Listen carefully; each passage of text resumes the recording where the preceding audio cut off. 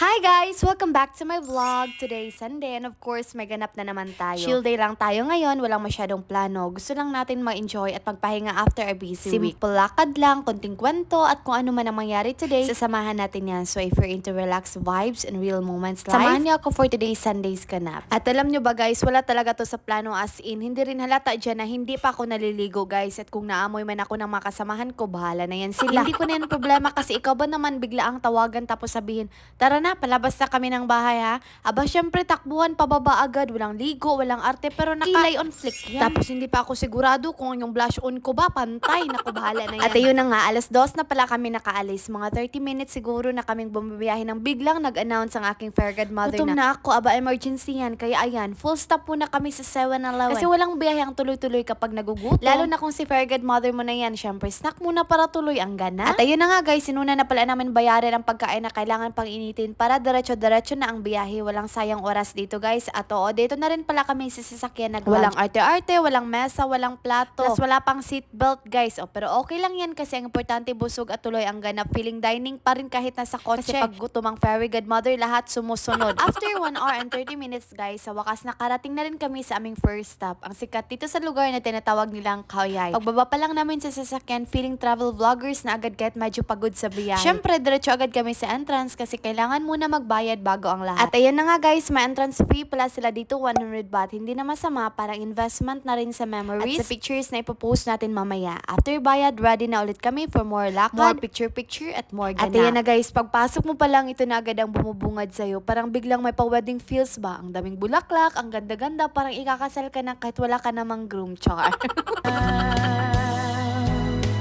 You were just a dream that I want to. I never thought I would be right for you. I just can't compare you with. Ayan na guys, bakit iba naman nagdaglalakad? Oy, wait lang, cancel muna si Forever ha.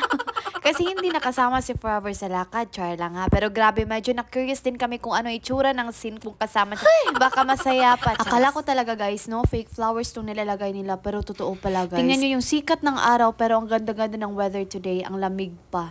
At nakiki-operate talagang weather sa amin ngayon. Parang perfect timing na talaga para sa ganap ngayon. Grabe, sobrang bongga ng combination ng sikat ng araw, lamig at ganda ng paligid na parang gusto mo na lang bang mag-picture-picture habang humihinga ng malalim sa sariwang hangin. Kaya sobrang chill, sobrang aesthetic. At syempre, perfect content na naman para sa vlog ng Disney Princess. At dahil bumili naman ang aking fair godmother ng carrot, sato tayo magpa-feeding program sa mga karnero ngayon. Grabe guys, halo-halo talaga ang nararamdaman ko ngayon. May kaba, may excitement, at konting, ano ba to? Aba, sino ba naman hindi kakabahin guys? Lalo na kapag susundan ka ng karnero na sobrang laki at sobrang taba. Parang, watch out, may carrot ako. Pero ang saya guys, kasi kapag nakita nila na may pagkain ka, susundan ka lang talaga ng mga cute na hayop na to. Pero wag kayong mag-alala, hindi ka talaga nila dumugin guys kasi mababait talaga ang mga karnero. At ito pala guys, ang overview sa lugar nila. Tinatawag pala nila dito na alpaca farm. Pero aba, parang hindi lang alpaca ang nandito guys kasi may karnero rin. Sana iniba nila yung name ng farm. Kasi confusing lang medyo. At ito na guys, ang pinaka-highlight ng lugar, ang mga alpaca. At first time ko palang makakita ng ganitong hayop. Pero ang cute, familiar pa rin kasi mataas yung leeg nila.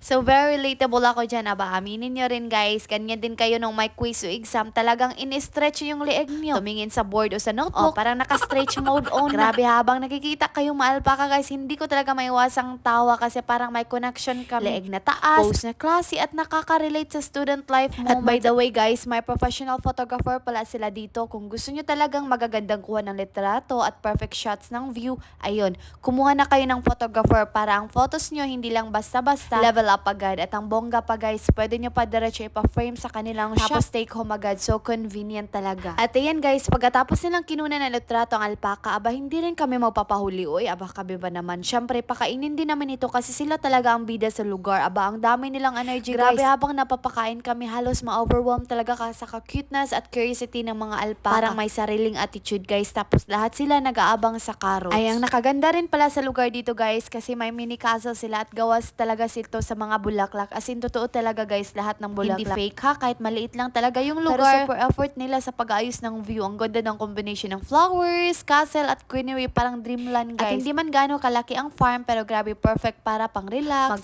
picture at mag-enjoy lang sa paligid. Feeling mo kasi kahit isang oras ka lang dito, nakakalimot ka sa busy life mo. At pasado alas 4 guys, natapos na rin kami sa aming pictorial dito. Grabe guys, nakakamangha talaga mga bulaklak. Parang maikakasal na agad. Ang dami ng colors, ang ganda ng setup, at kahit simpleng pose lang. Feeling mo talaga kahit wala ka namang groom o bride, parang bida ka sa sariling pelikula mo, ganun. You were just